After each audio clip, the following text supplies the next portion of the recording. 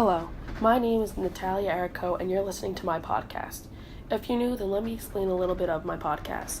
Every Friday, I explain main themes in books and films and plays, and I tie them together. And this week's theme is Life is a Journey, and I will be showing you that through 4 very popular books and plays. The first book is The Death of a Salesman. In The Death of a Salesman, Willie Loman is an aging salesman who is fired from his job and lives with his family of 4 with his wife and 2 sons.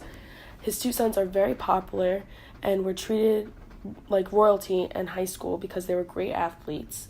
And his father always said to them, if they remained this way, then they will get everything and anything they want in the workplace and will never have to work hard. Years later, their sons are not as successful as everyone wished, and after many family issues, Willie only thought popularity led to success and learns this is not the case. In the end, Willie commits suicide, and everyone learns that money and success are not all that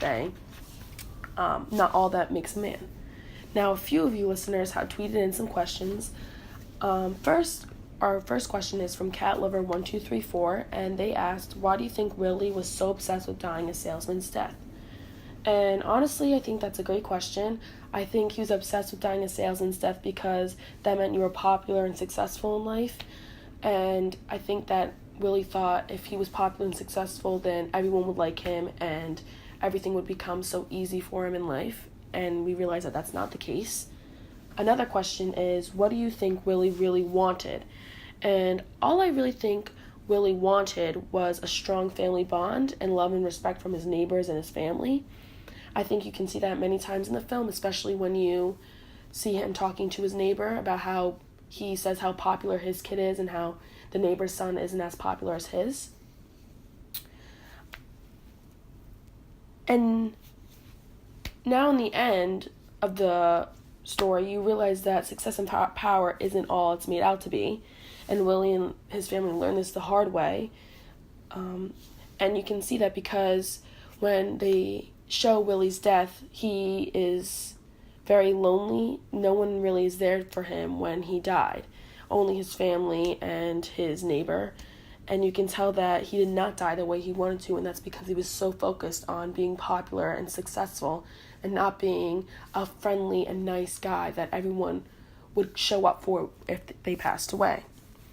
Now, the next play is called Macbeth. And at the beginning of the play, Macbeth is a brave and loyal thane to King Duncan. And after hearing a prophecy that he will become king himself, Macbeth is overcome by ambition and greed. And by being bullied by his wife's encouragement, he kills King Duncan and takes the throne.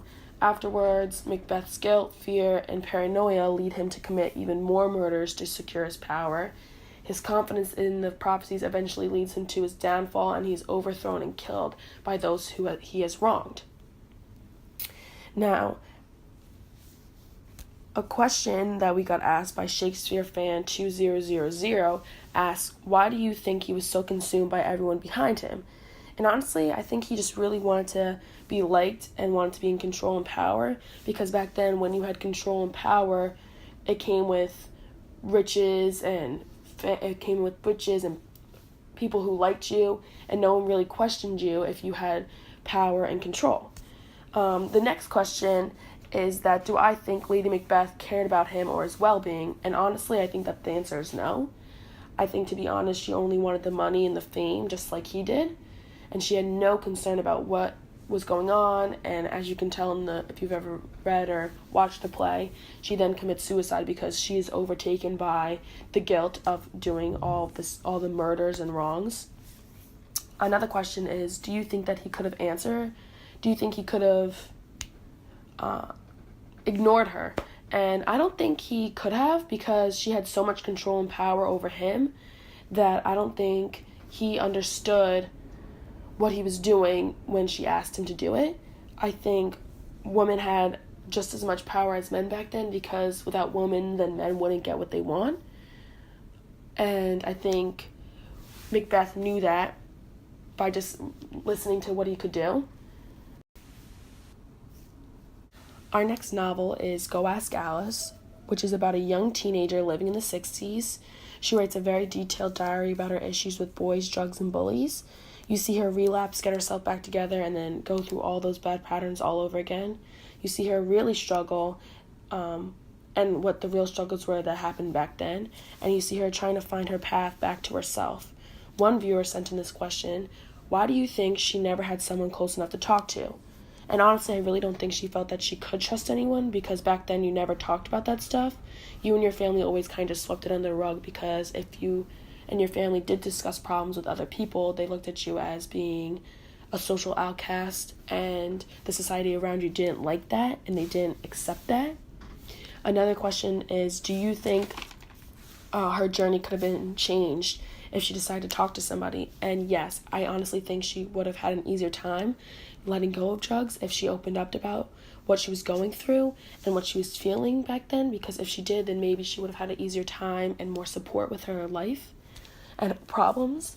And lastly, someone said, do you think someone's journey can change with one decision? And of course, one right decision can change everything.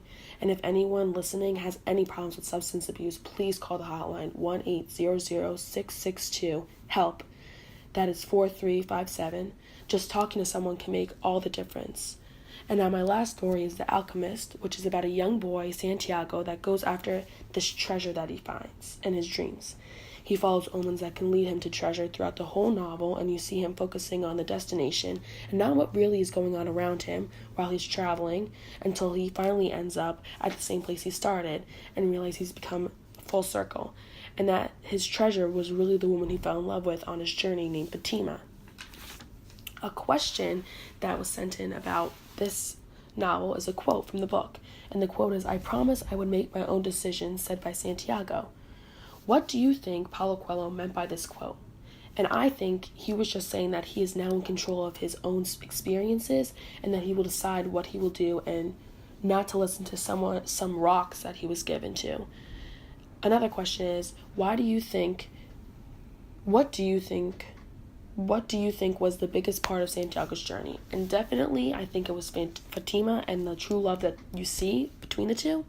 Also, the fact that he realizes that it's not all about the destination. It's about experiencing what happens along the way to the destination. And the final question that was sent in was, how do you think Paulo Coelho portrayed life as a journey, and that it's all not about the treasure?